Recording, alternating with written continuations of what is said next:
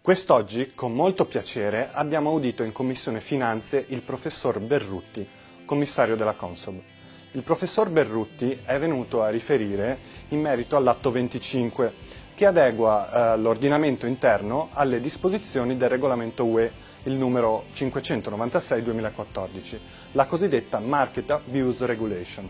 In questo atto, che viene dallo scorso governo, abbiamo già trovato dei punti poco chiari, in particolare l'abrogazione di un comma del TUF, del Testo Unico della Finanza, che prevede degli obblighi di notifica alla Consob per quanto riguarda i grandi azionisti ogni qualvolta questi operino con azioni del proprio emittente.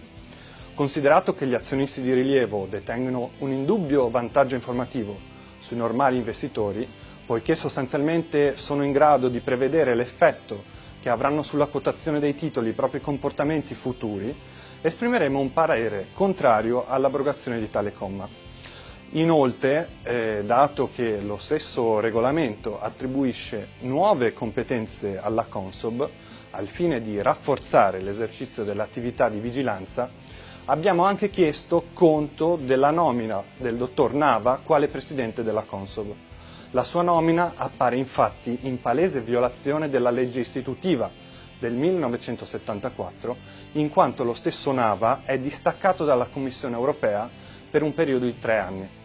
La modalità di conferimento della presidenza in presenza di tali circostanze risulta incompatibile con le normative di riferimento, che prevedono infatti l'indipendenza dell'autorità ed una nomina di durata pari a 7 anni. In base alla disciplina europea sulla mobilità esterna, l'operato del presidente Nava non sarebbe soggetto al controllo dell'autorità giudiziaria italiana.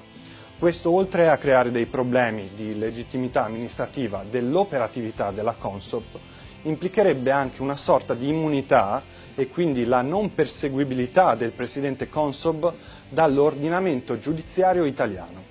Si verrebbe così a minare la stessa indipendenza ed autonomia della Consob, pregiudicandone l'attività di vigilanza.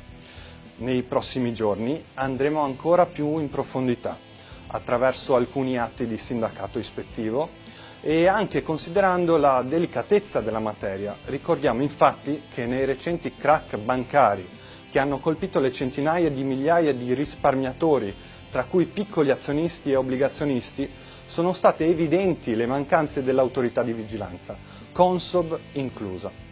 Dalla Commissione Finanze per oggi è tutto, continueremo a tenervi informati e aggiornati. Grazie.